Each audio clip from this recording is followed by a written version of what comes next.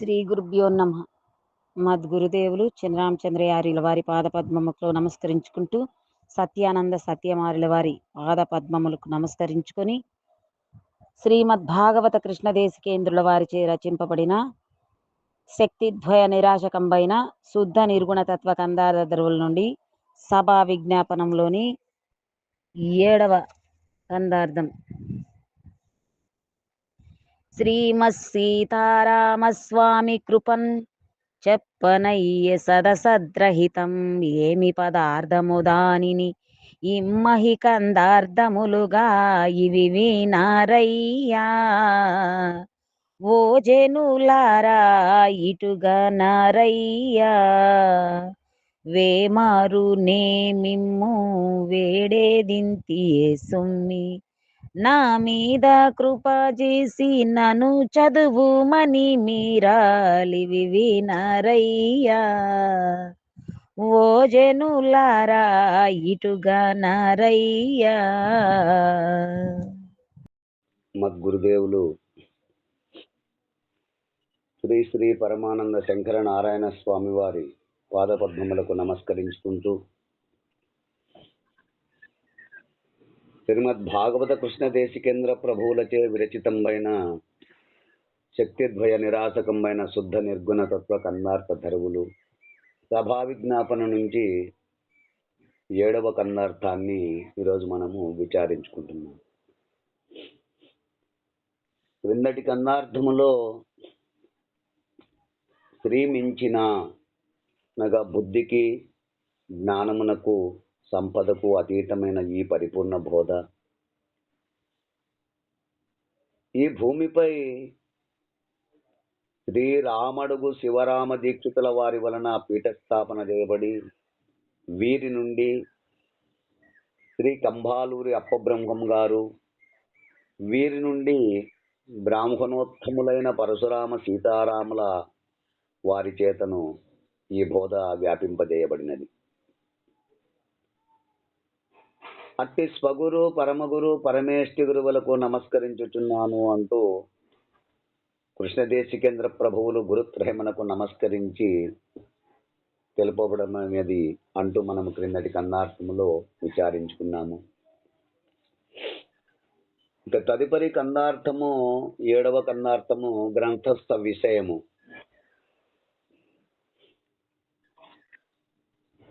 పరిపూర్ణ బోధ కేవలం గురు అనుగ్రహం చేత,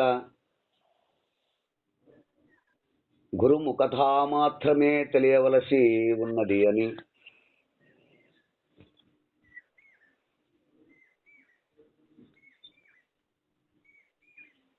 జన్మాంతర వాసనంలో ఎట్టి లోపాలున్నా శిశునికి అనుష్ఠాన క్రమము ద్వారా, ప్రబోధ ద్వారా, ఉపదేశ పద్ధతిచే బోధయందు ఆరూఢత గురువు కలిగించగలడు.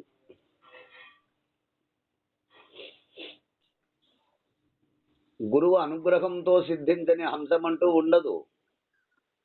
కనుక ఈ హంసాన్ని గ్రంథస్థ విషయంగా శ్రీమద్ భాగవత కృష్ణ ప్రభువులు ఈ కందార్థంలో తెలుపుచున్నారు. శ్రీమత్ సీతారామ స్వామి కృపన్ చెప్పనయ్యే, శ్రీమత్ సీతారామ స్వామి కృపన్ చెప్పనయ్యే, సదసద్రకితం భేమి పదార్థము దానిని ఈ మహి కందార్థములుగా నివి వినారయ్యా. ఓ జనులారా ఇటుగా నారయ్యా, వేమారు నీ మిమ్ము వేడేదింతియే సుమ్మి, నా మీద కృపా చేసి నన్ను చదువుమని మీరాలివి వినారయ్యా. ఓ జనులారా ఇటుగా నారయ్యా.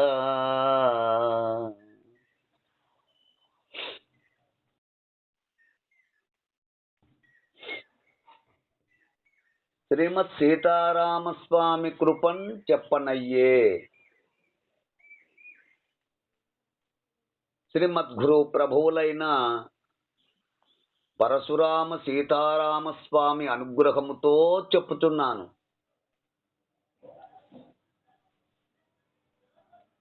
దేని గురించి తెలియజేస్తున్నాను? సదసద్రహితం భేమి పదార్థమో దానిని. సదసద్రహితం అంటే దేహి దేహాలే కదా స్వామి. దేహి దేహాలే. సత్తు చిత్తు ఆనంద స్వరూపము. సదసద్రహితం భేమి పదార్థమో దానిని అంటే ఈ సత్తుకు అసత్తుకు అతీతమైనటువంటి దానిని తెలియజేస్తానంటున్నాడు అక్కడ. అవునవునా. అంటే సృష్టికి పూర్వము త్రికాలాబాధ్యమైన బ్రహ్మ పదార్థం యొక్క ఉనికిని సత్తు అనబడును.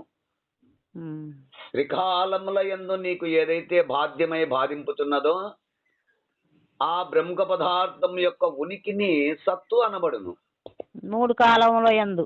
మూడు కాలముల యందు. అట్లుగాక మార్పులకు లోనైనది అసత్ అనబడును. దీనిని ఏమి పదార్థమో దానిని అంటే సత్తు అసత్తులు సదసత్తులు రెండూ కాక మిగిలిన పదార్థము గురించి, ఈ రెండూ కానిది సత్తు అసత్తులు రెండూ కాక మిగిలిన పదార్థము గుర్తించి, అంటే సత్తు అనగా సృష్టికి పూర్వము ప్రతిబింబ చైతన్యము త్రికాలాబాధ్యమైన బ్రహ్మ పదార్థము. ఆ బ్రహ్మ పదార్థం యొక్క ఉనికి సత్తు అనబడును. అట్లుగాక అనేక మార్పులకు లోనైనది అసత్తు అనబడును. అంటే అసత్తైన మాయయందు ఏర్పడి ఏమి పదార్థమో అనగా సదసత్తులు రెండు కలిసి ఉన్న పదార్థమే, అంటే ఈ రెండు కలిసి ఉన్నటువంటి పదార్థమే సృష్టికి మూల పదార్థం.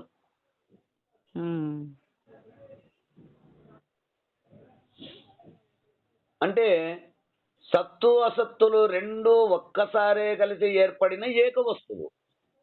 అవును.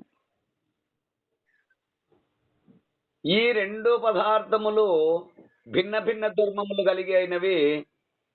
ఈ రెండు భిన్న భిన్న ధర్మములు కలిగినవైనను ఆ సదసత్ పదార్థం ఎన్నడూ రెండుగా విడిచి ఉండవు.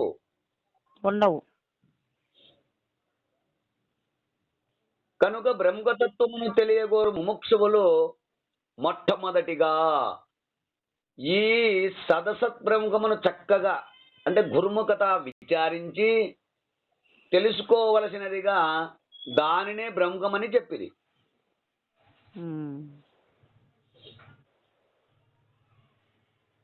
యతోవా ఇమాని భూతాని జాయంతే ఏన జాతాని జీవంతి యత్ ప్రయంత్యావి సంవిశంతే తద్బ్రహ్మ తద్విజిజ్ఞాసస్య తద్బ్రహ్మేతి అన్నట్లుగా ఈ సమస్త బ్రహ్మాండాదులన్నీ దేని నుండి పుట్టుచున్నవో, పుట్టినవి దేని సత్తా చేత పోషింపబడుచున్నవో, తిరిగి దేని యందు లయముందుచున్నవో అదే బ్రహ్మ. ఆ బ్రహ్మమునే బాగుగా విచారించి తెలుసుకొని జగత్కారణమైనది సదసత్ పదార్థమైన మాయాశబలిత బ్రహ్మమే కాని శాశ్వతమైన బ్రహ్మము కాదని, పరిపూర్ణ పరబ్రహ్మములో మాయాశబలిత బ్రహ్మము లేనే లేదని ఈ విచారణ చెయ్యమని.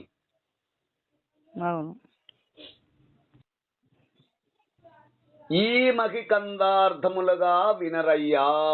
ఈ మహి భూమి మీద అనగా ఈ ప్రపంచమందు కందార్థములుగా ఇవి వినరయ్యా. అంటే పాడుకొనుటకు వీలుగా అర్ధ సౌలభ్యము కలిగిన ఓ జనులారా ఇటు గనరయ్యా.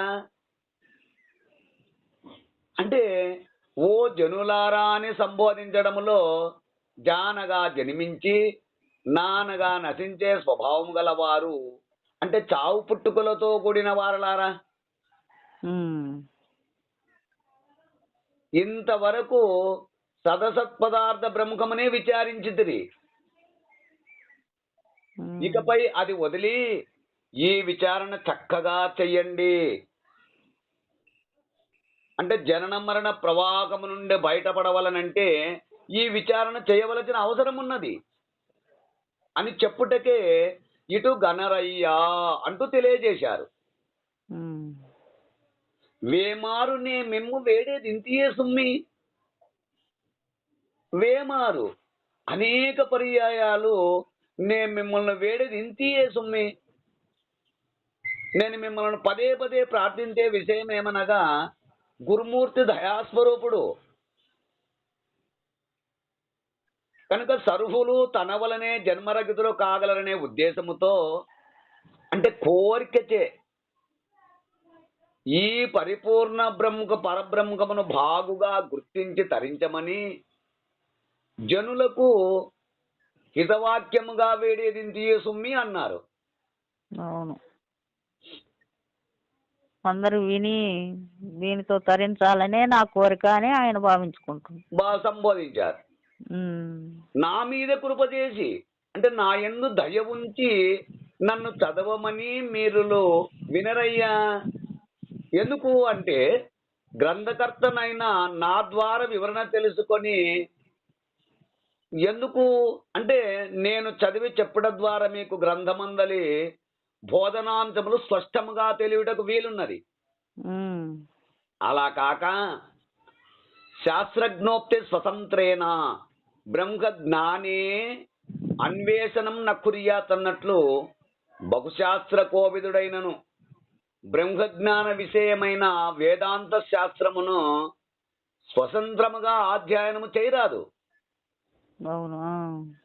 గురుముఖత మాత్రమే అధ్యయనము చేయవలెనని శాస్త్రములో చెప్పబడినది గనక ఈ గ్రంథమును నన్ను చదవమనియు మీరు వినండి అని వేడుకుచున్నారు అంటూ మనకు ఈ కన్నార్థ భావాన్ని తెలియజేస్తున్నారు.